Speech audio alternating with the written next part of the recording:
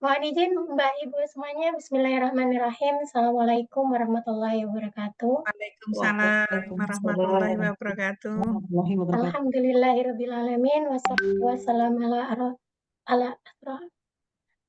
alhamdulillahirrabbilalamin. Wassalatu wassalam ala asrofil anbiya wal mursalin sayyidina Muhammadin wa ala alihi wa sahbihi ajma'in. Rabbi sholli sodri wa yassiri amri wahlul 'uqdatam min lisani yafqahu qawli amma ba'du. Bismillahirrahmanirrahim, Ibu dan Mbak jamaah sekalian, Alhamdulillah hari ini kita bisa berjumpa kembali di hari Jumat tanggal 30 Agustus tahun 2024 dengan kajian Muslimah PT PLN Persero, kantor pusat dan juga holding dan juga subholding. Insya Allah semoga Allah senantiasa memberikan ilmu yang bermanfaat untuk kita semua, keberkahan, kebaikan di dunia dan juga di akhirat. Amin, amin, ya rabbal alamin. Kemudian salawat serta salam semoga terlimpahkan kepada Nabi besar kita, Nabi Muhammad SAW, kepada keluarganya, para sahabatnya, pengikutnya, dan kepada kita semua. Insya Allah nantinya semoga diberikan syafaat untuk kita semua di yaumil akhir nanti. Amin. Baik. Kita berkumpul di hari ini, kita buka dulu kegiatan kita siang hari ini dengan bacaan basmalah. Bismillahirrahmanirrahim. Bismillahirrahmanirrahim.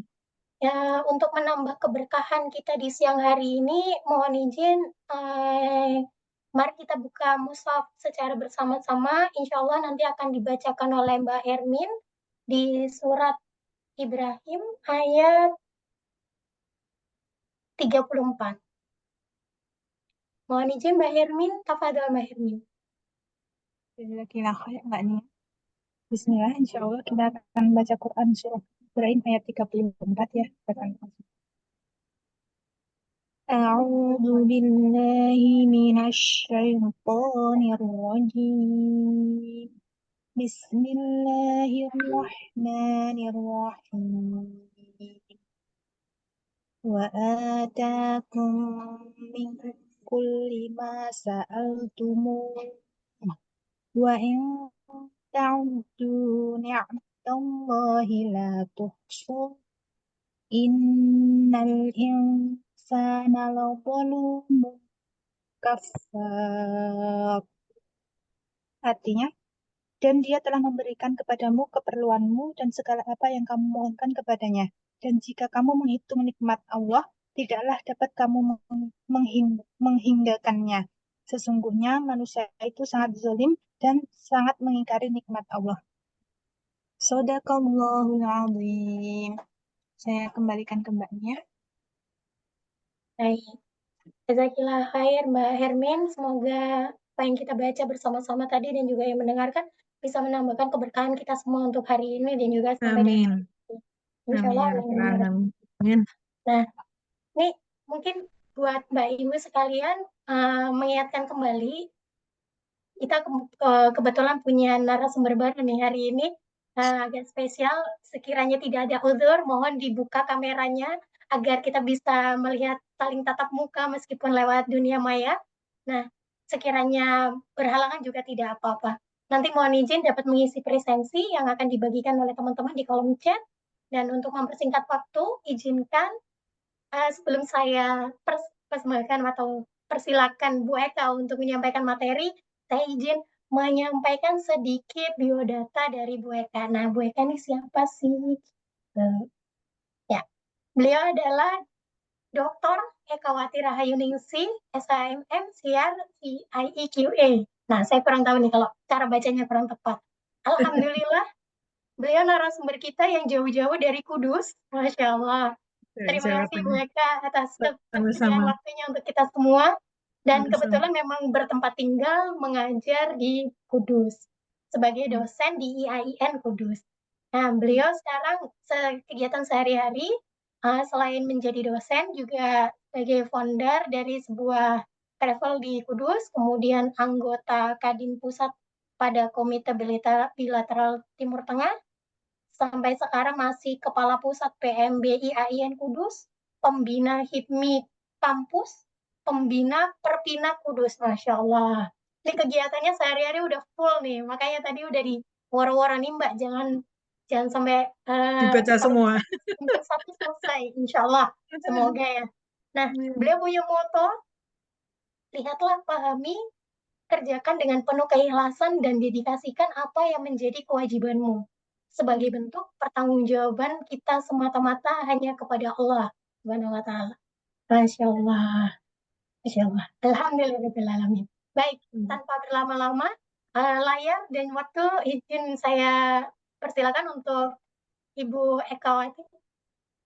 Ya, terima kasih Mbak Laili ya, Mbak Laili Rohmania ya, Iya, untuk atas waktu dan kesempatannya saya bisa mengisi kegiatan ini. Sebetulnya sharing aja ya, sharing di kegiatan ini. eh, Karena saya belum kenal satu-satu ya, jadi mungkin nanti ada beberapa apa ya sebelum saya mulai mungkin kita bisa bisa kenalan dulu. Sebetulnya saya kemarin disampaikan oleh Mbak Vivi Kartika ya, yang kebetulan juga mungkin sebagai mitra PLN itu untuk memberikan mengisi kegiatan ini. Jadi mohon nanti sebelum saya mengisi sedikit bisa Mbak Laili menyampaikan sebetulnya komunitas ini komunitas apa gitu. Ya, baik. kita mulai ya. Assalamualaikum warahmatullahi wabarakatuh. Alhamdulillah, alhamdulillahirabbil alamin. Assalatu wassalamu ala asrofil anbiya'i wal mursalin wa ala alihi wa man tabi'ahu illa yaumiddin. Amma ba'd.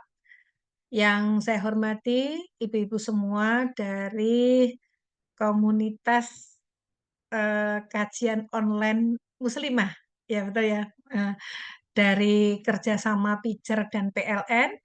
Alhamdulillah wa syukurillah, siang hari ini kita dalam keadaan sehat walafiat, diberikan rahmat untuk bisa sharing di kesempatan kali ini, dan mudah-mudahan dijadikan kegiatan ini adalah kegiatan yang manfaat dan berkah untuk kita semua. Amin.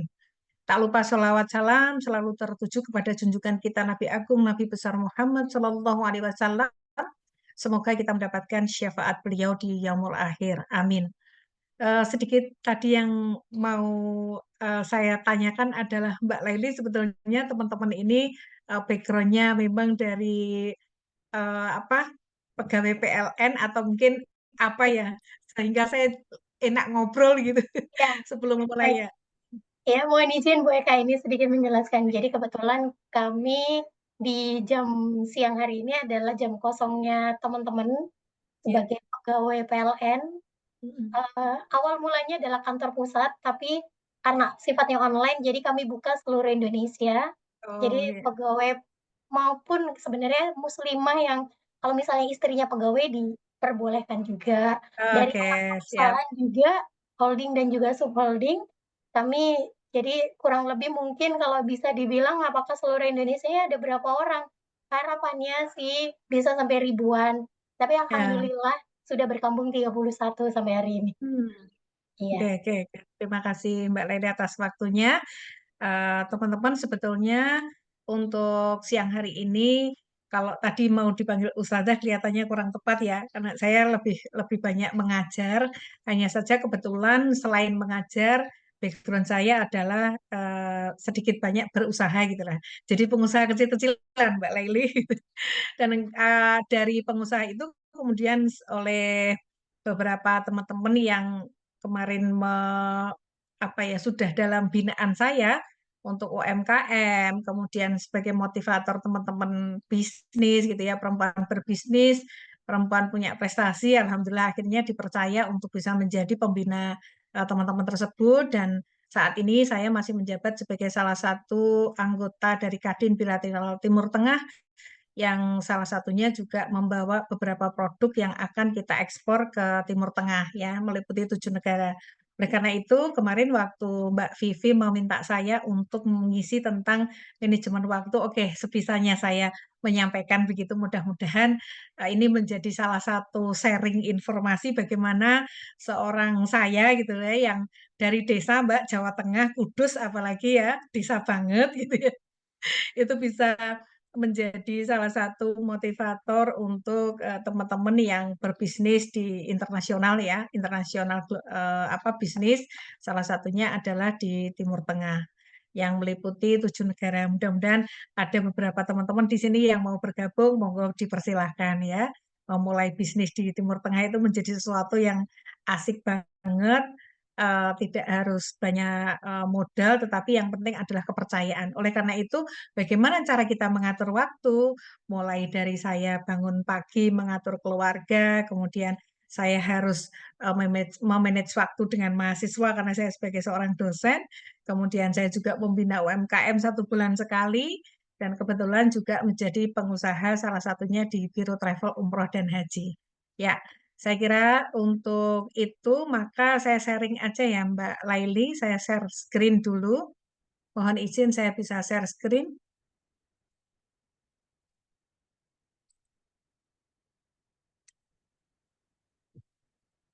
Oke. Yang pertama adalah kita mulai dari oke, landasan hukum ya, Ibu-ibu, teman-teman semua, bahwa dalam kehidupan kita ini, alhamdulillah kita diberikan oleh Allah amanah. Salah satunya adalah mengemban waktu. Dan alhamdulillahnya kita ini beragama Islam, di mana Islam itu adalah merupakan agama paripurna, agama yang sempurna, agama yang mengatur kehidupan kita dalam hal muamalah, dalam hal ubudiyah, dalam hal siasah gitu ya, politik, dalam hal bersosial, dalam hal mengatur individu kita, termasuk juga dalam hal mengatur waktu. Artinya Islam itu kita dilahirkan dan alhamdulillah kita diamanai untuk mengemban Islam ini ya, insya Allah husnul khotimah hingga akhir hayat. Ini menjadi salah satu hal kebanggaan kita bersama, bahwa kenapa? Karena Islam itu adalah agama yang paripurna, yang mengatur segala bentuk aktivitas kita sehari-hari, termasuk bagaimana hubungan kita dengan Allah, bagaimana hubungan kita dengan manusia, bagaimana hubungan kita dengan keluarga, dan seterusnya. Nah, oleh karena itu, kalau kita lihat kembali dalam Quran surat Al-Asr, yang insya Allah bunyinya mbak-mbak semua atau teman-teman semua, ibu-ibu semua di sini sudah pada hafal ya, karena ini menjadi salah satu kata kunci dalam manajemen waktu yang sering dibacakan oleh imam masjid ya ketika sholat berjamaah. A'udzubillahi minasyaitonirrajim. Bismillahirrahmanirrahim. Wal asri. Demi masa. Innal insana lafi khusrin ilal ladzina amanu wa amilus solihati wa tawassaw bil haqqi wa tawassaw bis sabr. Demi masa, demi waktu. Sesungguhnya manusia berada dalam kerugian, ya, kecuali orang-orang yang beriman dan beramal soleh serta saling menasihati untuk kebenaran dan kesabaran. Dan insya Allah mudah-mudahan kita termasuk orang-orang yang mengamalkan bahwa kita adalah orang soleh yang bisa saling menasihati untuk kebenaran dan kesabaran.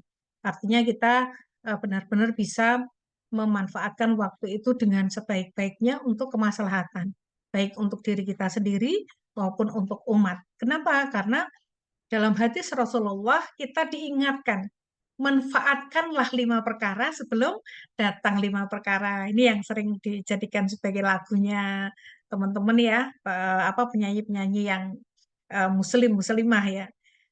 Waktumu sebelum datang kematiannya. Perhatikan itu. Ya, sehatmu sebelum datang sakitmu, kayamu sebelum datang kemiskinanmu, mudamu sebelum datang tuamu, dan hidupmu sebelum datang kematianmu. Ini sudah sangat hafal ya. Bahkan ini mungkin kalau ibu-ibu di sound untuk manggil itu namanya sound untuk call kita ya. Jadi ini menjadi lagu ringtone kita ya untuk supaya kita ingat bahwa eh, hadis Rasulullah dari hadis riwayat Al-Hakim ini menjadi salah satu kunci sukses keberhasilan kita dalam manajemen waktu. Sehingga kita diingatkan terus ya. Dan kemudian hadis tentang manajemen waktu yang lain adalah hadis riwayat yang paling sahih, yang terkenal dari hadis Bukhari, yaitu barang siapa yang pagi harinya tidak memikirkan urusan kaum muslimin, maka ia bukan bagian dari kaum muslimin tersebut. Nah, ini juga menjadi satu kata kunci bahwa eh, kita tidak boleh memikirkan diri kita sendiri. Kita tidak boleh memikirkan urusan rumah tangga sendiri. Kita tidak boleh sekedar memikirkan bagaimana perut kita diisi dan seterusnya, tapi kita juga harus memikirkan seluruh kaum muslimin di muka bumi, ya. Maka ketika kita melakukan itu, maka Allah menjanjikan bahwa kita adalah bagian dari kaum muslimin tersebut. Nah, kemudian apa sih sebetulnya manajemen waktu? Kenapa dalam Islam juga diatur manajemen waktu? Sekilas tentang konsep manajemen waktu adalah bagaimana cara kita mengelola, ya, mulai mengatur, memanfaatkan waktu tersebut baik secara efektif dan efisien untuk mencapai tujuan hidup kita. Tujuan kita apa, Ibu-ibu? Teman-teman semua adalah untuk mendapatkan ridhonya Allah, untuk mendapatkan ridhonya Allah, ya, ridho Allah. Nah, kemudian dalam Islam waktu itu menjadi sesuatu yang sangat berharga dan harus digunakan sebaik-baiknya. Ya, alhamdulillah kita masih diberikan kesehatan, diberikan nikmat iman, diberikan menikmat waktu, ya sehingga kita bisa beraktivitas, terutama untuk sharing seperti ini ya. Mudah-mudahan Allah menurunkan malaikatnya di hari Jumat berkah ini dengan kegiatan apa ya, memberikan pahala ya yang lebih ya lewat para malaikat yang diturunkan di hari ini, di siang hari ini, di forum kita ya, di majelis kita kali ini. Kemudian konsep waktu dalam filsafat Islam dikatakan bahwa waktu itu memiliki dimensi yang terbatas ya. Waktu itu memiliki satu dimensi, bentuk gitu ya, sekalipun waktu itu abstrak tetapi sebetulnya waktu itu memiliki dimensi. Kenapa dikatakan seperti itu? Karena ada batasan ya. Ternyata waktu itu ada ukurannya, tetapi juga merupakan dimensi yang melekat pada setiap atau pada segala sesuatu. Nah, ada ukurannya. Nah, kemudian waktu itu karena bergulir ya, tidak mungkin kita kembali pada masa lalu ya. Jangan seperti film-film itu ya, flashback masa lalu kemudian kita kembali sebagai apa itu filmnya orang-orang Cina gitu ya. Ya, mohon maaf bukan orang-orang Cina, tapi film-film dari yang khayal lah ya. Kebetulan ketika kita apa eh, hidup pada saat ini, kita memang wajib untuk mengevaluasi masa lalu, tetapi kita tidak bisa kembali hidup di masa lalu, ya. Karena apa? Waktu itu sebagai satu aliran yang mengalir terus tanpa henti, sehingga kita harus memanfaatkannya sebaik mungkin.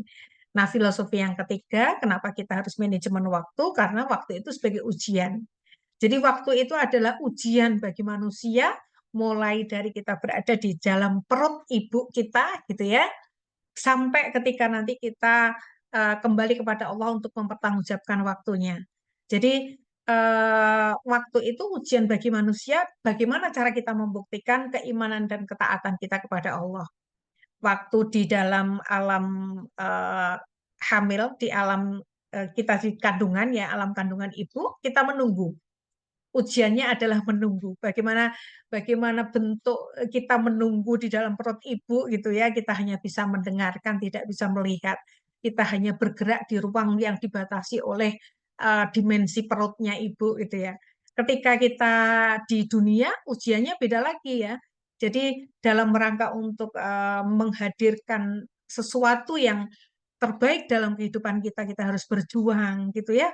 Kemudian kita harus melakukan apa yang dikehendaki oleh Allah, tidak boleh melanggar aturan, kemudian harus ini dan itu gitu ya untuk mencapai tujuan. Tujuan itu yang kemudian akan kita nikmati. Dan bagaimana cara mempertanggungjawab kita mencapai tujuan, maka kita diminta untuk mempertanggungjawabkannya. Mulai setelah kita di dalam alam kubur kita menunggu gitu ya, sampai kemudian di alam barzah dan sampai hari penghisapan oleh Allah itu semuanya adalah waktu yang kita eh, apa kita menjadi satu taklif gitu ya, menjadi beban hukum bagi kita dari Allah Subhanahu wa taala untuk sama-sama kita pertanggungjawabkan. Itu konsep waktu dalam Islam. Oleh karena itu, maka disebut waktu itu adalah ujian, baik mulai dari dalam perut, di dunia, di alam kubur, sampai kemudian hari penghakiman, yaitu di padang mahsyar nanti. Kemudian pentingnya manajemen waktu dalam Islam. Kenapa kok bisa penting kita memanage dan kita ketemu hari ini? Kenapa? Karena memang waktu itu adalah amanah yang harus dipertanggungjawabkan. ya di hadapan Allah Subhanahu wa taala. Tidak semua, yang kedua adalah waktu itu kesempatan. Tidak semua orang memiliki kesempatan, ya. Bayangkan teman-teman kita yang sedang sakit, kasihan ya, mudah-mudahan kita doakan semuanya diberikan Allah untuk kembali sehat gitu ya. Eh, Kenapa? Karena pada saat itu kesempatan untuk beribadah secara normal seperti yang sehat itu oleh Allah diuji, ya.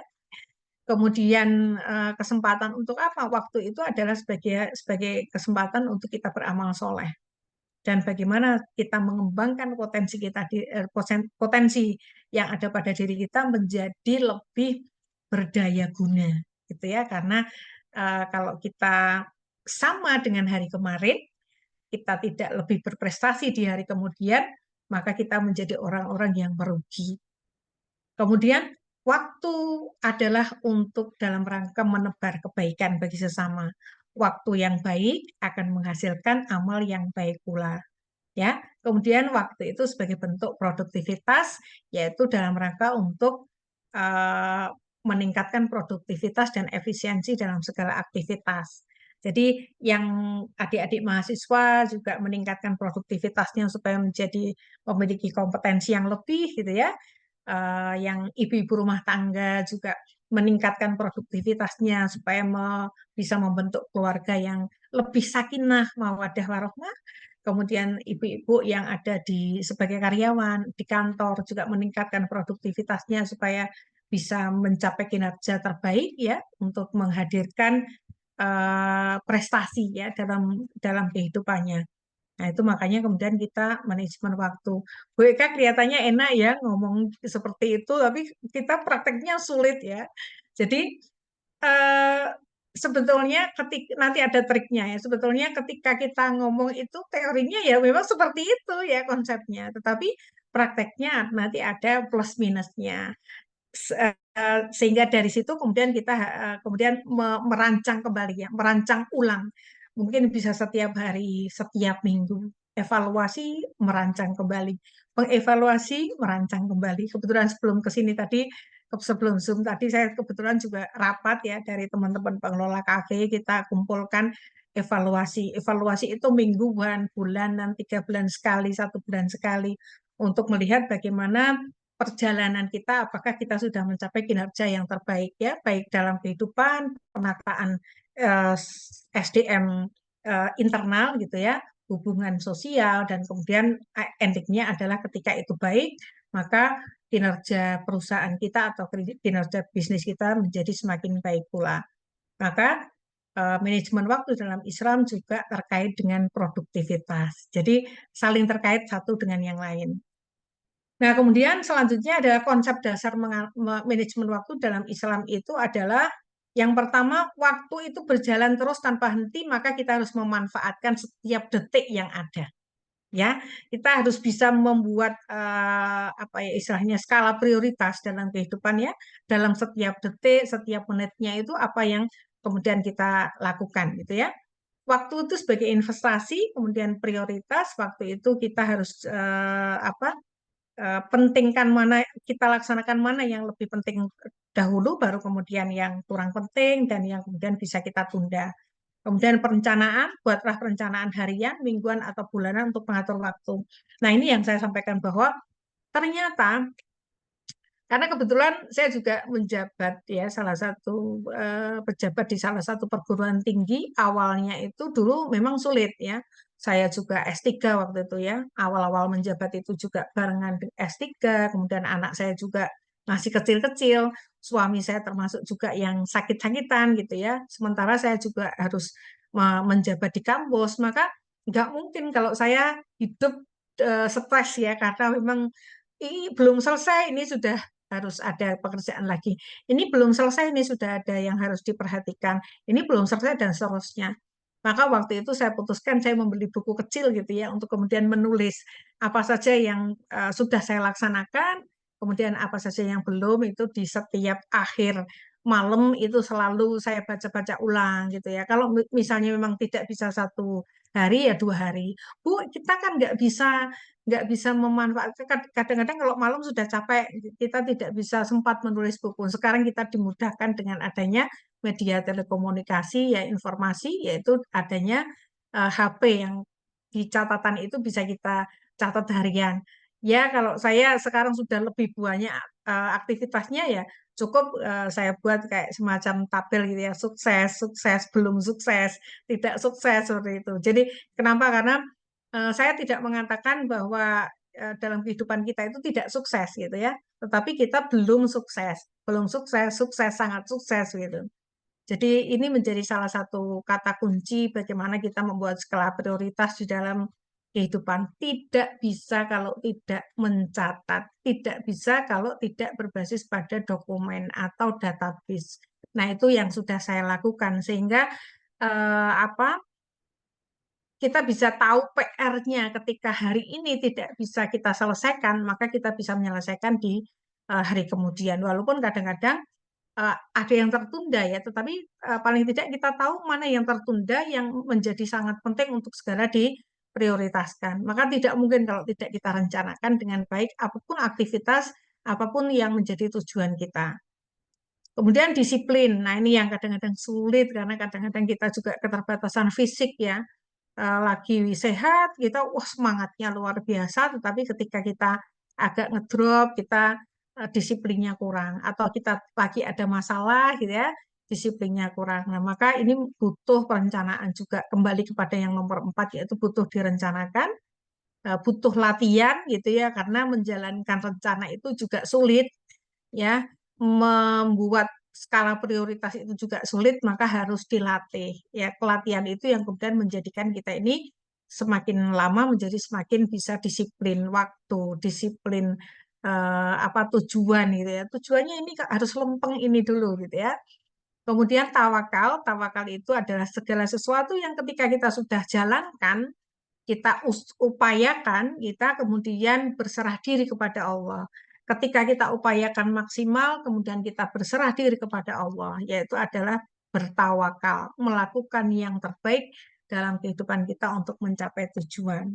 Yaitu yang pertama tujuannya untuk mencapai apa? Ridha Allah Subhanahu wa taala, kemudian baru tujuan-tujuan berikutnya.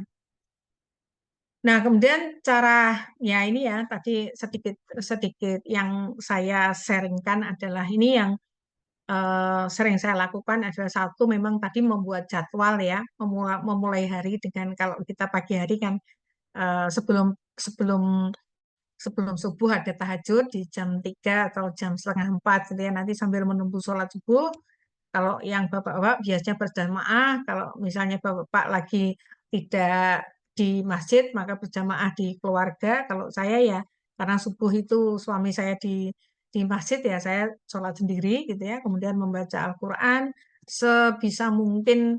Kalau tidak bisa satu lembar gitu ya, juga baca satu ayat atau bagaimana upaya kita mengatur ya supaya Al-Quran itu tetap menjadi sayang kepada kita gitu ya, karena Al-Quran nanti salah satunya adalah yang kita panggil gitu ya, yang diminta untuk menemani kita pada saat kita di alam kubur maupun ketika kita sudah mempertanggungjawabkan kehidupan kita, bagaimana memperlakukan Al-Quran itu di mata Allah Subhanahu wa Ta'ala.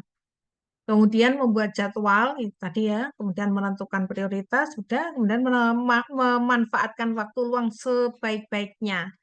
Jadi tidak kemudian dalam satu minggu hari Senin sampai Sabtu itu full dengan kegiatan, tapi juga harus ada meluangkan waktu. Nah, ini yang kadang-kadang sulit saya lakukan. Saya sendiri mengatakan sulit untuk melakukan, tapi sebisa mungkin hari Minggu itu benar-benar free untuk me time gitu ya, untuk keluarga, untuk diri kita, memanjakan diri kita untuk istirahat gitu ya. Kecuali kalau saya berada di luar kota atau luar negeri memang tidak bisa gitu ya. Tapi kalau pas kita di rumah, manfaatkan waktu sebaik-baiknya untuk istirahat ya, karena butuh fisik kita, kemudian hati kita ya, karena kadang-kadang kalau kita di lingkungan pekerjaan itu kan juga butuh apa ya istilahnya banyak pekerjaan yang kredit sehingga memang harus diistirahatkan gitu ya dengan cara bisa berolahraga, kemudian bisa kumpul bersama teman-teman, kemudian berwisata dan seterusnya. Kemudian hindari pemborosan waktu, kemudian beristirahat yang cukup dan berdoa, mintalah petunjuk dan kemudian kepada Allah dalam mengatur waktu. Kenapa? Karena semuanya adalah takdir Allah. Ketika kita bisa mengatur waktu dengan baik, insya Allah Allah mentakdirkan yang terbaik. Tapi kalau kita tidak memanfaatkan waktu dengan baik, maka itu bukan takdir, ya. Itu adalah keputusan sebelum takdir itu ditetapkan oleh Allah, yaitu kita menjadi orang-orang yang merugi. Maka Allah pun akan juga mentakdirkan kita menjadi orang-orang yang merugi. Na'udzubillahi min dzalik. Nah, kemudian apa manfaat manajemen waktu? Ternyata memang penting juga. Kenapa? Karena ketika pekerjaan itu selesai, kita atur dengan baik, maka batin kita juga akan tenang, nggak kemurungsung. Bahasa kemurungsung itu tergesa-gesa, kemudian kita apa ya, stres, stres karena yaitu tadi ya, pekerjaan belum selesai, kita sudah ditambah dengan pekerjaan baru, yang ini belum selesai, sudah ditambah dengan masalah baru dan seterusnya.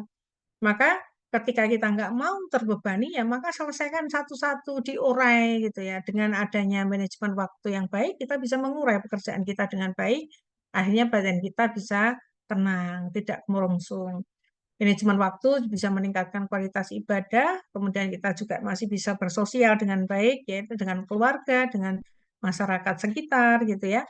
Kemudian manfaat manajemen waktu itu adalah kita bisa mendapatkan pencapaian tujuan hidup sebagaimana yang dicita-citakan, yaitu membantu kita untuk mendapatkan ridho Allah dan kemudian yang kedua bisa mendapatkan kebahagiaan.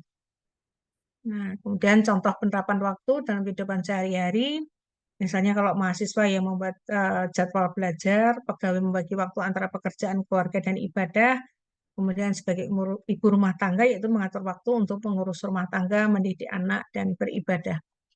Nah, saya kira itu. Kemudian yang terakhir adalah tantangan ya.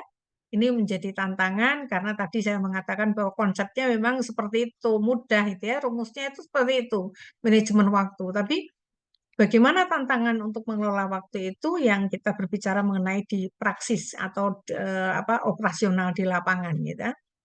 Ya, salah satunya adalah tantangan dalam mengelola waktu itu ada istilahnya prokrastinasi.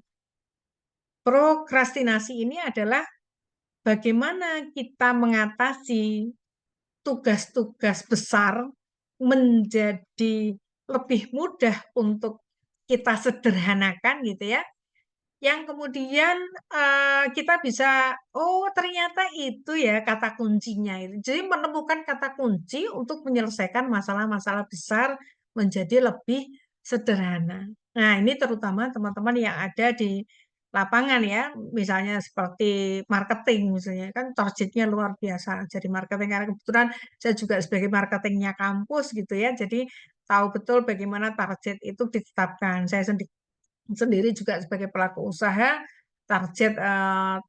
target bisnis itu juga ditetapkan.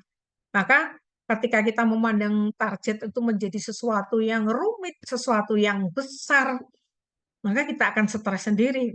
Nah, prokrastinasi itu adalah kita mengelola. Jadi bukan nyepelek ya, tapi lebih kepada pengelolaan. Bagaimana tugas-tugas yang besar tadi bisa kita sederhanakan, ini mengatur mindset, ya, mengatur mindset.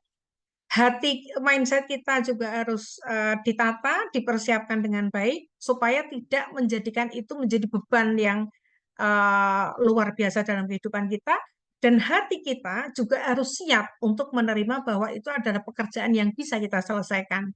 Nah, ini yang disebut dengan prokrastinasi, gitu ya. Sehingga ketika selesai, kemudian kita kasih reward nih. Saya sendiri ya, saya mengatakan kepada diri saya adalah ketika kamu bisa mencapai target itu, kasih reward ya. Kasih reward pada diri kita sendiri. Ya, kasih rewardnya dalam bentuk apapun, monggo terserah. Mau me time bersama keluarga atau membeli sesuatu yang menjadi cita-cita kita ya, yang tidak kesampaian, yang kemudian dengan itu aku reward.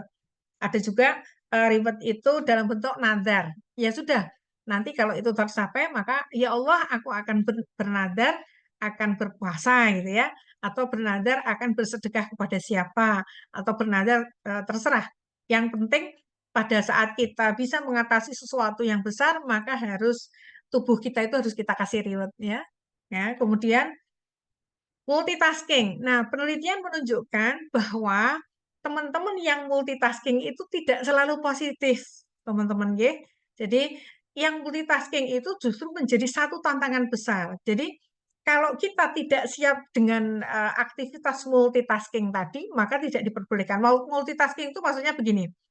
Jadi, kayak saya mohon maaf, awal-awal saya dibebani menjadi pembina ini, pembina ini, pembina ini, pusing kepala saya, gitu ya. Karena itu menjadi sesuatu yang tidak bisa saya sederhanakan. Sehingga pada saat itu, maka saya urai. Oke, saya utamanya adalah mengajar. Karena saya sebagai seorang dosen, dan dosen itu dituntut untuk mengajar, melakukan penelitian, melakukan pengabdian masyarakat, gitu ya. Oh, oke. Kata kuncinya ketika pengabdian masyarakat, maka saya bisa melakukan menjadi pembina itu, saya anggap itu sebagai pengabdian pada masyarakat. Oke, berarti antara tugas dosen pengabdian masyarakat dengan mengisi kegiatan sebagai pembina, itu bisa dikonekkan. Nah, yang bisa mengkonekkan antara satu kegiatan satu dengan kegiatan yang lain itu memang butuh pemikiran bersama, butuh kita sendiri yang tahu gitu ya, kapan kita bisa mengkonekkan itu, apakah bisa dan seterusnya itu kita sendiri. Nah, itu baru kemudian bisa kita selesaikan. Tapi kalau tidak, maka kita diminta untuk fokus pada satu kegiatan, fokus pada tujuan sebelum kita masuk ke tujuan berikutnya. Jadi itu yang saya sebut bahwa multitasking itu negatifnya itu tadi, nggak kepegang semua. Akhirnya pekerjaan itu dikerjakan separuh-separuh. Tapi kalau kita bisa mengkonekkan gitu ya, menjalankan satu tugas itu bersama-sama gitu ya, karena memang memiliki satu tujuan, maka itu bisa kita jadikan sebagai satu peluang gitu ya untuk bisa dijalankan bareng-bareng. Kemudian memanfaatkan teknologi, sekarang alhamdulillah kita sudah sangat terbantu dengan kemajuan teknologi informasi untuk pengelolaan waktu dengan baik ya. Kalau kalau dulu kita harus telepon dan seterusnya, sekarang kita cukup bermedia sosial pakai WA, pakai seperti ini ya. Ini salah satu adalah memanfaatkan media telekomunikasi, yaitu dengan sharing, berbagi tentang bagaimana manajemen waktu dengan panjenengan semua di forum ini, gitu ya. Ini menjadi salah satu hal yang sangat berguna dan memungkinkan bagi kita untuk mengelola waktu dengan sebaik-baiknya. Dan ini solusinya, itu ya. Ya, untuk closing statement ya, terima kasih banyak atas waktu yang diberikan kepada saya untuk sharing. Saya mohon maaf apabila ada kata-kata yang tidak berkenan, yang mohon dimaafkan ya. Mudah-mudahan tidak kapok dengan saya gitu ya. Insya Allah mudah-mudahan saya bisa bisa hadir kembali di forum ini. Dan closing statement saya terhadap kegiatan hari ini adalah bahwa ini termasuk bagian dari manajemen waktu kita, ini termasuk dari me time kita sebagai seorang perempuan, bahwa kadang-kadang informasi pengetahuan baru itu tidak kita dapatkan dari kita sendiri atau tidak otodidak ya belajar, tetapi bisa juga dari orang lain. Dan pengalaman ini menjadikan kegiatan yang mudah-mudahan bermanfaat ya dari sisi pemanfaatan waktu sehari kita bekerja dan sedikit meluangkan waktu untuk memanage dengan baik gitu ya, dengan cara bersilaturahmi seperti ini menjadi sesuatu yang berguna. Nah, insya Allah mudah-mudahan ibu-ibu semua menjadi perempuan-perempuan hebat yang bisa memanfaatkan waktu, sehingga sekali lagi kemanfaatan waktu kita ketika kita bisa memanage waktu dengan baik, yang akan merasakan tidak hanya diri kita sendiri tetapi juga keluarga, terutama suami, anak-anak, dan keluarga kita yang lain maupun masyarakat, dan terutama kemanfaatan yang lebih besar lagi yaitu negara. Ya, insya Allah karena perempuan hebat, masyarakat yang hebat itu dibentuk dari perempuan-perempuan hebat seperti panjenengan semua. Ya, terima kasih. Baik, terima kasih Mbak Ibu semuanya. Mungkin itu dulu closing statement-nya dari Bu Eka. Terima kasih kepada Bu Eka yang sudah meluangkan waktu. Semoga pembelajaran yang disampaikan tadi bisa bermanfaat untuk kita semua. Amin, Tetap amin ya rabbal berdaya alamin. guna, kita tetap semangat sebagai perempuan, insya Allah. Ya, siap. Baik, semoga senantiasa diberikan keberkahan, kesehatan untuk Bu Eka dan juga keluarga. Amin, Sampai ketemu amin. lagi di Terima sesi yang kasih. lain. Insya Allah kapan-kapan kalau misalnya ada waktu bisa mampir juga ke Kudus ya Bu ya. Amin, amin ya rabbal alamin. Monggo silakan, Bu Liani. Jazakillah khair. Masya Allah. Alhamdulillah. Baik, kita Ya, tutup terima kasih. bersama-sama kajian kita kali ini dengan bacaan hamdalah. Alhamdulillah rabbil Alhamdulillahirrahmanirrahim. alamin. Dengan bacaan istighfar, astagfirullahaladzim, Astagfirullahaladzim, astagfirullahaladzim, astagfirullahaladzim. astagfirullahaladzim. Dan juga kami mohon undur diri, kita tutup dengan doa kafaratul majelis. Subhanakallahumma wa bihamdika Subhanakallahumma wa asyhadu bihamdika an la asyhadu an ilaha la illa ilaha anta illa anta astaghfiruka wa atubu astaghfiruka wa ilaik. atubu ilaik. Jazakillah khair semuanya. Assalamualaikum warahmatullahi wabarakatuh. Waalaikumsalam warahmatullahi Waalaikumsalam wabarakatuh. Mohon maaf lahir Mohon batin semuanya. izin undur Bu diri. Eka, terima kasih. Sampai Sama-sama. ketemu. Iya, Sehat-sehat sama-sama. semuanya, Mbak Ibu Amin. semuanya. Assalamualaikum. Waalaikumsalam. Izin live. Silakan, izinkan meeting semuanya.